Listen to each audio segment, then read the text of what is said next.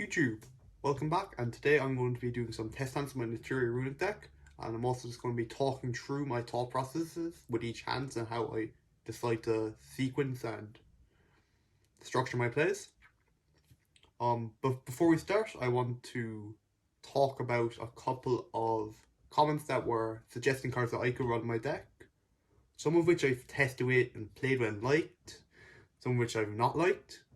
So firstly, someone mentioned reasoning, and whilst I feel reasoning could be a very powerful card because it can give you access to your more Naturia monsters, I also feel there's a couple fundamental problems with it. Firstly, the fact that when you're playing against most opponents, most older players, if they're asked to call level for reasoning, their first instinct will be to call level 1 because they're used to playing against Infernoids from like 2015, I think. And that was really good, I don't know. But the only monster Infernoids could hit was Inferno Decatron, which is a level 1. And that is the same case with Mole Cricket. One of your few hits is a level 1. And if this goes to the grave, it's pretty poor, and you nearly just rather run a card that's guaranteed to have the desired impact. And most newer players will call level 4 due to it being the most common level through most decks normally, which is the same level as not only Keldo and Medora, it is the same level of Camellia. Now, while with Keldo and Medora, it's not the worst due to the fact their effects are live in grave to shuffle. With Camellia, similar to Mole Cricket, actually worse than Mole Cricket, has 0 utility in the grave unless you already have Naturia Blessing in hand. So, and also the added benefit of setting up your graveyard with your runic spells. I feel most of the time you will never be short on runic spells in the grave. You normally come to be able to shuffle at least 2. So I personally don't like reasoning. Also the fact that 1 makes it hard to count on it. Another card I heard mentioned was one I was running before the ban list, back before the limited Sacred Tree, which is Foolish Burial Goods.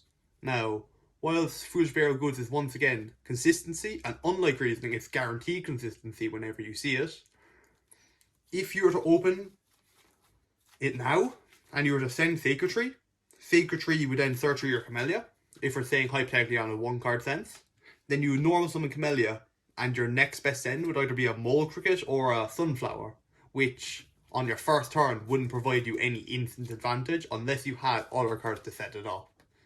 So I feel it is too inconsistent, and the fact it removes your 1/3 out of your deck makes it not that good. However, finally, there was one card, and I have to look it up, I have to say, but Frozen Rose. And whilst I can't remember exactly what it does now, it is a quick play spell that sends a monster you control to the graveyard, I think, in my tribute. And then if you did it with a plant, in the end phase you'll draw 2 and discard a card. But if you send a non-plant, you'll add a level 4 plant from your deck to your hand. Which, coincidentally, is the same which allows you to search Naturia Camellia. This, I think, seems pretty good. I do want to try the locals for a number of reasons, so I'll have to buy some and try it out as soon as I get the chance.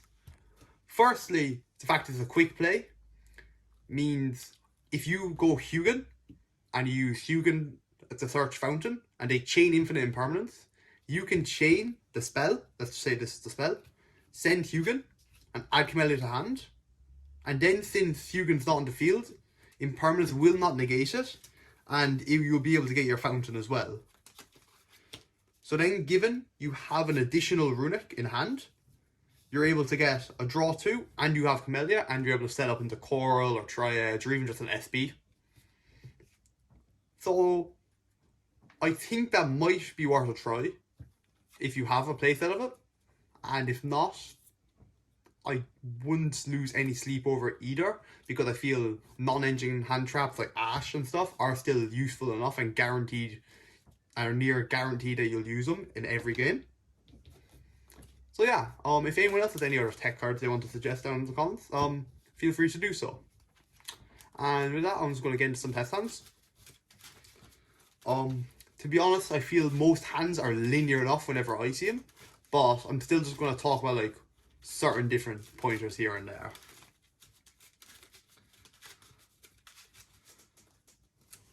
So I'll draw 5, 3, 4, and 5. Now, this is actually interesting enough because you're after hard drawing fountain, which gives you with a couple of options. The first option here is you would use your Smithing Storm and for Hugin and discard the Ash Blossom to potentially bait either an Ash Blossom on the fountain which you already have and you're guaranteed to set up due to the second runic, due to your runic tip, which you'll be able to activate this turn, or an Imperm which they might otherwise use on a Camellia, denying you access to your runic engine. One quick note I would make if you're just learning this deck is, since your runics are quick play spells, it is normally best that in draw phase you activate your quick play spell and summon Hugin, and then resolve Hugin in the draw phase as to play around Droll and Lockbird, because Droll and Lockbird says when a card is out of the hand except during the draw phase. So this allows you to play around Droll and allow, if they do have Droll, get a second search, and at that point they might be as inclined to Droll because they mightn't think you might search again on that turn. But yeah, that's just a quick pointer if you are just new to the deck. Another thing is in game 1, you're kind of set with 2 main lines as your options. The first line is either go straight into Barone and just say you're covering all grounds on, if you're playing a deck that's heavy on monsters, a deck that's heavy on spells, heavy on traps. Or the other one is to presume that your opponent is going to be on a decent amount of spells. Let's say the average deck is on at least 10 to 15. And then with runic decks flying around and such, you can say there's a good chance your opponent has 1 to 2 spells in hand they will need to activate to get their game plan underway. And you could just make it a goal to turbo into Naturia Beast and just shut them down. But personally, I feel that's slightly too resource intensive, and it runs into hand traps too easily because you can risk even playing around into Nibs game 1 and such. Maybe game 2 if they don't suspect you'll play heavily into Nib. So I'm just going to quickly play out how I do this hand. I would play it pretty low to the ground, and I would just go straight to main phase. I'd activate Fountain, and I would normal summon Camellia. I'd use Camellia effect, obviously, and I'd send Tree. And I'd use Tree to search Blessing. Now, presuming they were to hit you with a Droll and Lockbird here, this end board still isn't terrible. What you could do is you'd have a couple of options.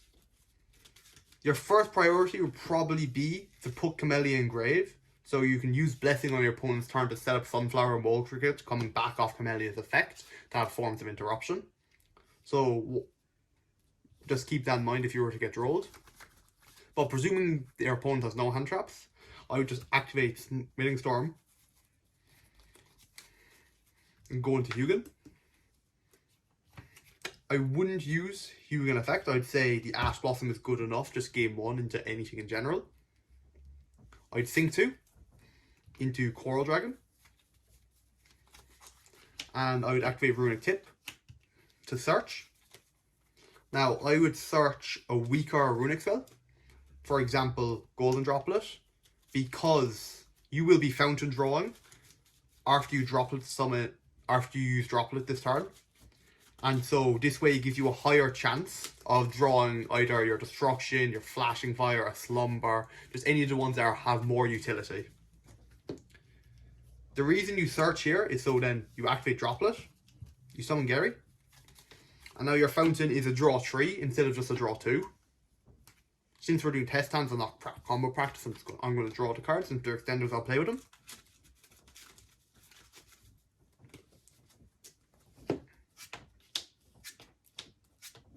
So, for example here, this is exactly what I'm talking about and why I added Droplet, is because now we clearly drew some better runics that have more utility if they manage to play around what we already have. You then Synchro 10, and if you're in game 2 and you're playing against a deck that doesn't have much non-destruction removal, feel free to make Chenging, because a lot of decks struggle without this card. They might only have 1 or 2 pieces of interaction. And if you know the matchup well enough, just making Chenging and just saying, I'm just going to exactly prevent his outs, using like your Flashing Fire and Slumber to quick effect trigger Chenging, is a perfectly fine game plan. But normally in game 1, you're going Barone for just cover all grounds, negate. Since Coral Dragon sent to grave, you'll draw a force card. And unfortunately, you have no way to get this in grave immediately. But I guess you could slumber into another Hugin and discard that, another Fountain. Which, considering your 2 slumbers actually, I probably would do this, because graveyard interaction is something a lot of decks don't really have. Direct graveyard interaction in Engine. They might have negates and stuff to make negate cards in grave, but they mightn't have specific target cards in grave, banish them. Or target cards in grave, shuffle them into the deck. And then what I do here is simply, this would have been put to grave for thing. I would just set the blessing, hold. We have 3 pieces of interaction in hand, 1 on board, and blessing, summon back Camellia.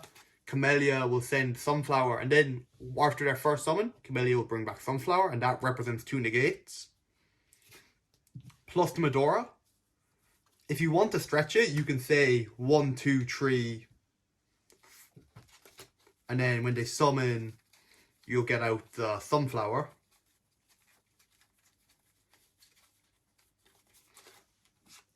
4, 5, 6, 7. If you want to go all, you know, Runick best deck, 7 negates, let's go! Like Triff, but I'd probably presume that firstly, Slumber won't do much to interact with him. It maybe might protect the Sunflower, or potentially they might immediately out the Sunflower by just summoning a beater or banishing it or something. Their first card might be evenly that Barone has to negate, like.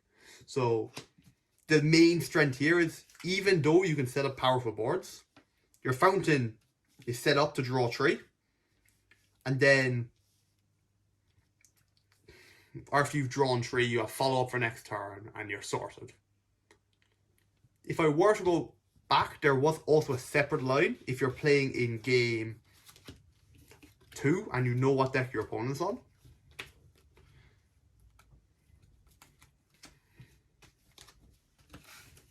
It would have been here.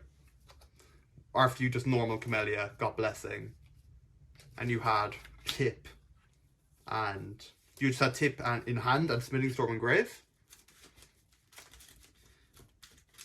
You could theoretically Tip to search again. Add your Spell Trap on your Golden Drop. And you could simply Golden Droplet, go into Gary, forgot to put this back, oops, this should be engraved, and then you could simply overlay 2 and make a Abyss Dweller. So if your opponent is on Dark Lord, Dark World, or Tearlament, this would basically be an FDK. You'd set your Blessing, you'd have drawn 3 off Fountain. So let's just say 1, 2, 3. They don't really matter. Dweller's resolved. You have follow-up guaranteed through Blessing, and most likely a Runick of your draw. So if you know your opponent is on a graveyard deck, that is also a line you could do. Which, the only problem with this is, it hard loses to like an Imperm or a Droplet, Forbidden Droplet. But if you know your opponent hard loses to it, and it's on like for example, Dark World runs very little non-engine. Abyss Dweller is like an FTK against it because they most likely can't respond to it. I'll do a couple more test hands now.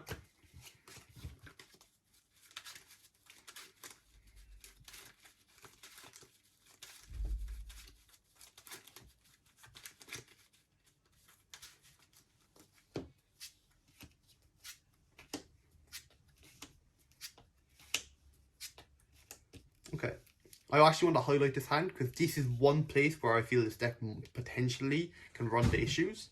Is if you only draw one Runick. Luckily we drew Fountain here, so it's not the end of the world.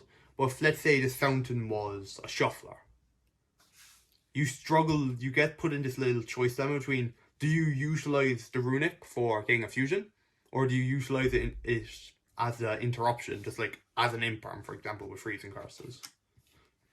But, so that is one alternative actually to non-engine. If you don't own any non-engine, you could just run a third Slumber, a third Disenchanting, a couple extra Smithing Storms, and just go really heavy on Runicks to guarantee you see 2 every game.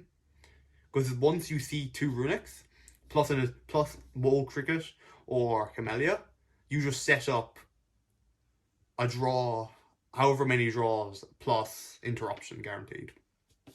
But regardless, yeah. So how I'd play this is I would start with Fountain. And then I would normal Mole Cricket. And then I would Mole Cricket effect. If your opponent Ash Blossoms here, it is a very dire situation where you're mainly relying on these 2 cards plus your Fountain draw. But presuming they don't, because you could only have 3 Ash Blossom, and if it's imperm or effect failure, it does nothing on the Mole Cricket part.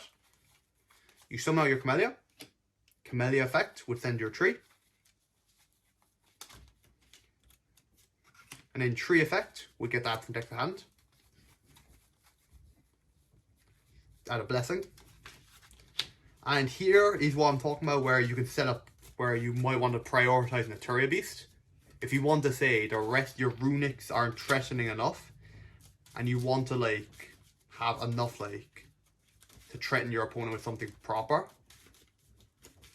Or alternatively, you can go use your 1 freezing curses, go with summon Hugin.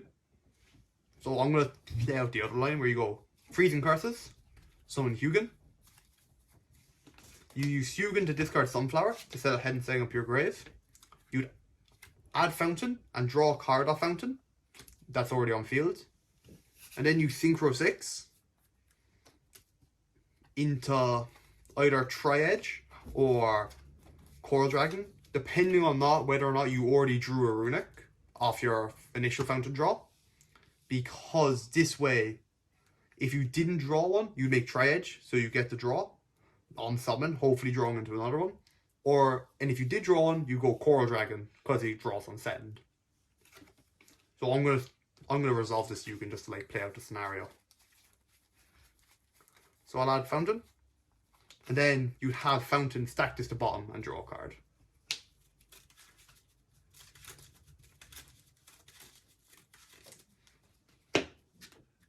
So for example here, we didn't draw one. So what you'd most likely do is make the Tri-Edge. And when Tri-Edge is summoned, you draw another card. And from here, once again, you have a couple of options. You could either use Blessing to summon back Camellia and make a Barone turn 1. Or you could hold it and use it to summon Camellia, Camellia summon Sunflower, and have interruptions that way. The other thing you can also do is you could go activate your second Fountain, use Runick Tip to search, for example, a Golden Drop for a weaker one.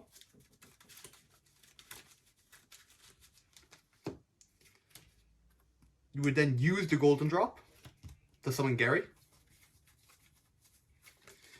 You can then go Gary, Fountain Chainlink 1 to put these 2 to the bottom and draw 2. And Gary Chainlink 2 to add back your other Fountain. Due to the fact Fountain is soft once per turn, you can trigger it a second time by activating a new one. So I'm going to do that. 1, 2. And then from here, you can say 2 monsters. And go into SB. SB then just being in extra forms, layers of interruption in your opponent's turn. And you can just set one. And then during your opponent's turn, you have Blessing for Camellia, Camellia for Sunflower. You have an infinite impermanence. I would normally set infinite impermanence either in the middle column, because most lesser opponents will just play into it, play into middle column first, not thinking about infinite impermanence. Or alternatively, you set in either of the far columns to negate pendulum scales, for example, super heavy Wakaushi. Another advantage of this hand working out the way it did is you drew Slumber, which is very useful when having a Sunflower or Camellia on field, because it means if they just have one monster on field, you go Slumber in battle phase to protect your monster or to say their monster can't attack. It's not that important. But regardless, your negate will be protected, and it's a pretty solid board. So if we want to go counting interruptions once again, we have 2 from Sunflower, 1 from SP, the Imperm we drew, and the Flashing Fire in hand. Whilst this hand doesn't interact well into spell traps, it works very well into monsters. So as long as they're not on another runic build themselves, this is probably enough to take a game, even with a bad hand initially. Which is what I like about this deck, is a lot of the time you have enough draw power to dig yourself even out of bricks. As long as you have access to Fountain +1 Runic, that's already 1 draw 1. And then if you have access to Camellia, you will already have draw 2, 1 off Fountain, 1 off using Camellia plus Hugin to make a Synchro and make Triage, and that's already 2 draws. And that's most likely drawn to at least 1 more Runic, which will help you get out of the situation.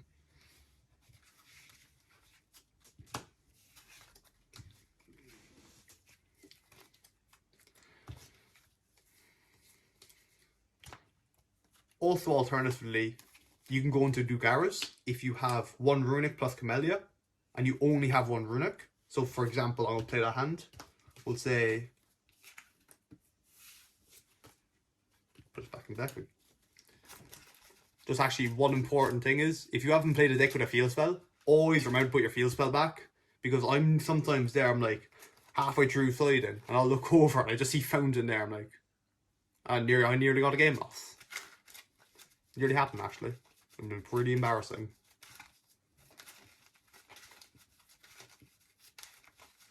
So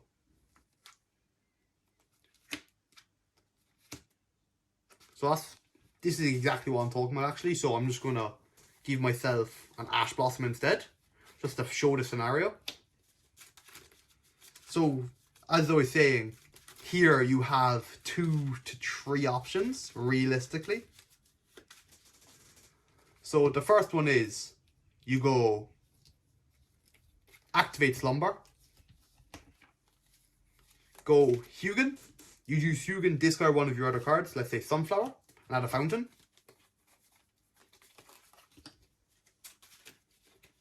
You then normal Camellia. Camellia, you'd have a couple options here yet again, but let's just say you go Triad Blessing at a basic level. Your other option there is Camellia, send Mole Cricket, and use your Blessing, bring back Mole Cricket, and do a little more aggressive that way. So, since that's a little more complicated, I'm going to actually show that line instead, actually. You send Mole Cricket, and then you would activate Blessing to bring back the Cricket. And this is the important part of Camellia's effect you have to remember. It's not only for Sunflower, you can use it with Mole Cricket as well. So for example, here you use Mole Cricket to summon from deck, and instead of tributing it, use Camellia to mill 2.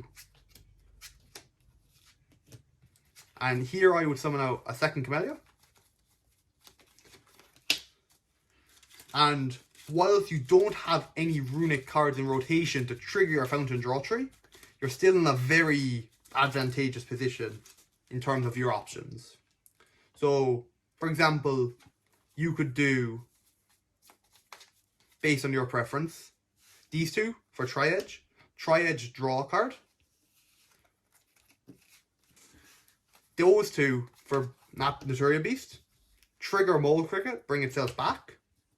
And then either make SP with these 2 or use Mole Cricket to tag into Camellia like it's a blessing during your opponent's turn.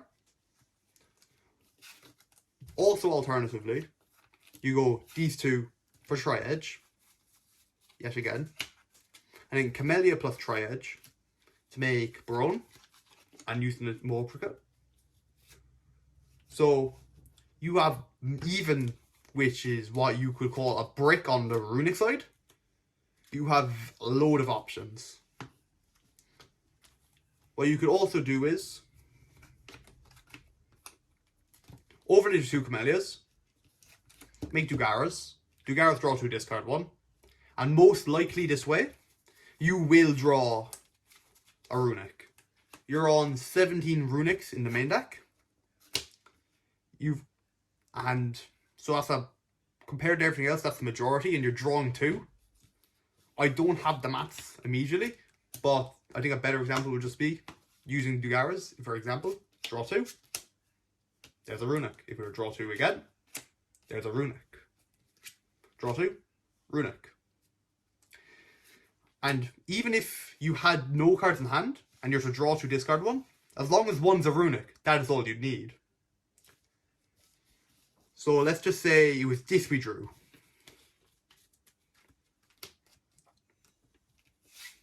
You could link to, make an SP.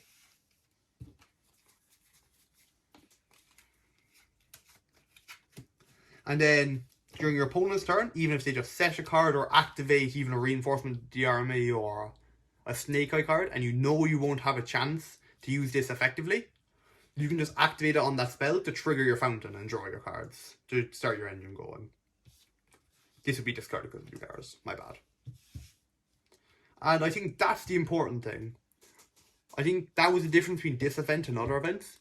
When I saw those bad hands before, I would have just sighed and accepted I lost. But whilst in the regionals, I would play them to the full degree I could and end up setting up a board that most of the time my opponent couldn't handle. Due to, like, for example, in games 2 and 3, you have prior knowledge, so you understand where their choke points are, hopefully. For example, like, if they're playing Snake Eye, you've probably played enough Snake Eye to understand where or what to do. And if you haven't, there's like loads of YouTube videos, like, I think MST TV has a great video that I used on where to time your hand traps and such. To be honest, I could keep doing test hands, but they'd probably start seeming repetitive as in, like, 2 Runicks plus a Camellia. And I would just say, here's the same option tree that I've presented twice already, or 2 or 3 times already. Or you could draw a hand like this, actually, which is pretty interesting. So most likely, what I would do here is gamble. I would say Flashing Fire, summon Hugin. Hugin, search Fountain. I'd activate the Fountain. And this is where I'd take my risk. I'd go Blessing for Sunflower. And these two, I would just go into SP. I'd set my Infinite Impermanence. And I would say, if I live to next turn with Fountain on board, as long as I draw, presuming SP Little Knight comes back as well, and I've stopped my opponents enough so they don't have a disruption, and they've just like, I've weakened them and they haven't done anything too effective on the board. If I'm to draw a Runick, that's not a Runick, but if I'm to draw a Runick, I'd be able to shuffle, I'd be able to get my draws and such, and I'd be able to get right back in the game. Considering your alternative is just making Hugin, holding the Blessing, in case you draw a Camellia and you're able to do lines of that, and hoping a Flashing Fire is more effective, and you wouldn't have Fountain and you have more cards in the deck. I would prefer the first play nearly all of the time, unless I know my opponent is on a certain deck that a Flashing Fire is very useful against. So yeah, I would say that's going to be it. If you have any other questions or suggestions, feel free to leave them in the comments below. If you have any decks you want me to test even, I feel like there's only so much I can talk about, so long I can talk about Naturia Runik.